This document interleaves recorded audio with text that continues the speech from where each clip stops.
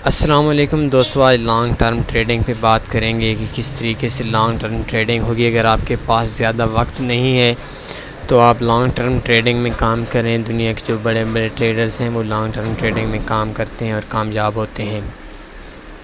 Short term trading में ज़्यादातर Asian लोग काम करते हैं, स्कैल्पिंग वगैरह करते हैं, लेकिन ज़्यादातर जो लोग हैं, जो अच्छा ट्रेडर होगा, जो उसका एक्सपीरियंस होगा, वो लॉन्ग टर्म ट्रेडिंग में काम करेगा। इस हवाले से आपको पता है जो सबसे मशहूर इंडिकेटर है मूविंग एवरेज, उस पे आपने वर्क करना है। मैं आपको उसकी थोड़ी सी समझा देता हूँ। ये देखें, सामने आपके सामने चार्ट ओपन है। आपने ट्रेंड के अंदर आना है और मूविंग एवरेज को पीरियड आपने 200 रखना है। काम आपने सिर्फ 2 पेयर में कर सकते हैं, D1 में भी कर सकते हैं, H4 में भी काम कर सकते हैं, अगर आपने लॉन्ग टर्म ट्रेडिंग में काम करनी है। अगर शॉर्ट टर्म ट्रेडिंग में काम करना चाहते हैं तो कोई मसला नहीं, जिस पे आप मर्ज़ी है वो उस पर आप काम कर लें। H1 पे कर लें, M30 पे कर लें। ये देखें, मूविंग एवरेज 200 वाली लाइन आ गई है। अभी कौन हाँ, EU और USD का चार्ट ओपन है।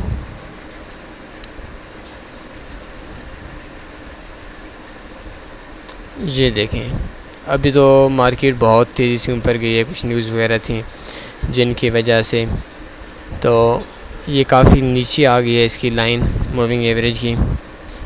तो इसका मैं आपको सिंपल से वे बताता हूँ कि किस तरह लगाना है। ये देखें, इस पॉइंट पे मूविंग एवरेज ने टच किया सेल वाली कैंडल को,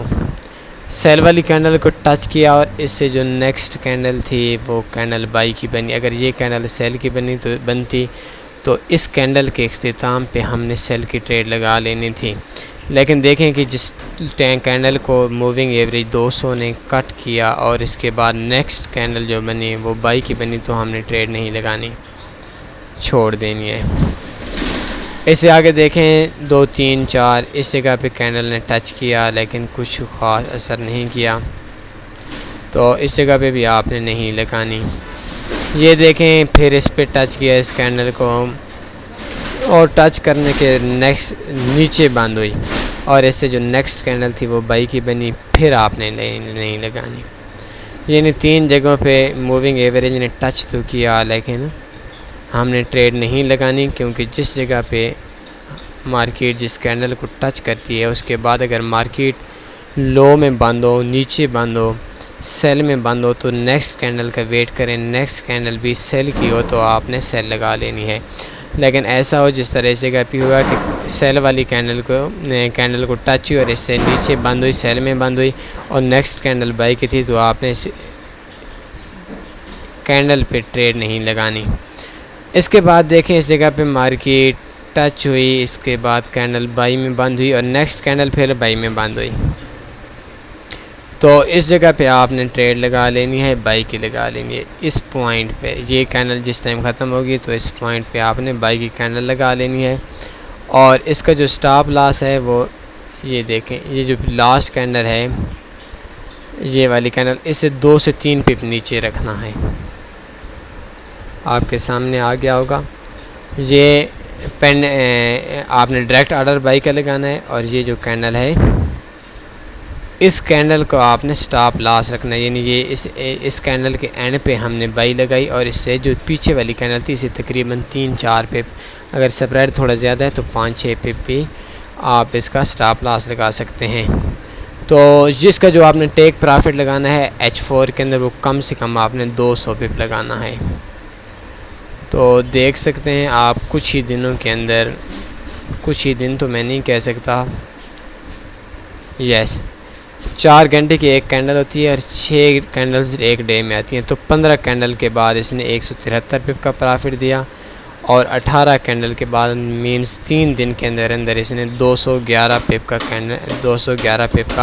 अगर हम इस जगह पे 22 लगाते तो हमें तकरीबन प्रॉफिट आ जाना था।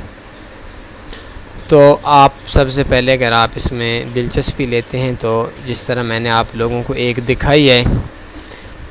पॉइंट दिखाया है जिस पॉइंट पे हमारा एक सिग्नल बन रहा था EU और USD का, तो सबसे पहले आप कुछ करेंसीज देखें। मैं 1-2 आपके सामने दिखा देता हूं, फिर इसके बाद आप ख़ुद देखें, कॉपी पेंसिल अपने पास रखें और इसके बाद आप कर सकते हैं, अपना ख़ुद लगा सकते हैं।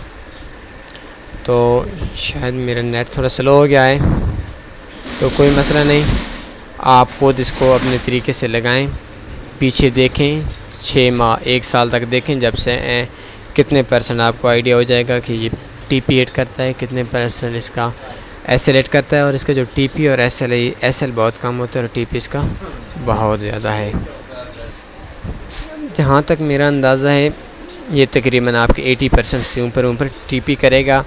और अगर आपके 5 एसएल कर जाते हैं, एक टीपी कर जाता है, तब भी आपको लॉस नहीं आएगा, प्रॉफिट आएगा। तो ये वो स्ट्रेटजी है जो तकरीबन 99% प्रॉफिटेबल है। आप जस्ट इसी पे वर्क करते हैं और स्वैप चार्जेस बंद कर दें, डेली के टैक्स बंद कर दें, लो सेपरेट अकाउंट रखें, तो इसमें आपको लॉस नहीं आएगा। दूसरा इसका सबसे बड़ा बेनिफिट ये है कि आपने एक बार लगा लेना है और लगा कर छोड़ देनी है मार्केट को। 200 पे आप टीपी रख लें और स्टॉप लॉस आपको कभी 30 पे बनेगा, कभी 20 पे बनेगा, कभी 40 पे बनेगा, वो इतने इसका इश्यू नहीं होगा। ओके दोस्तों, इजाज़त दीजिए, अपना ख्याल रखिएगा, कमेंट्स करें। अल्लाह हाफिज़।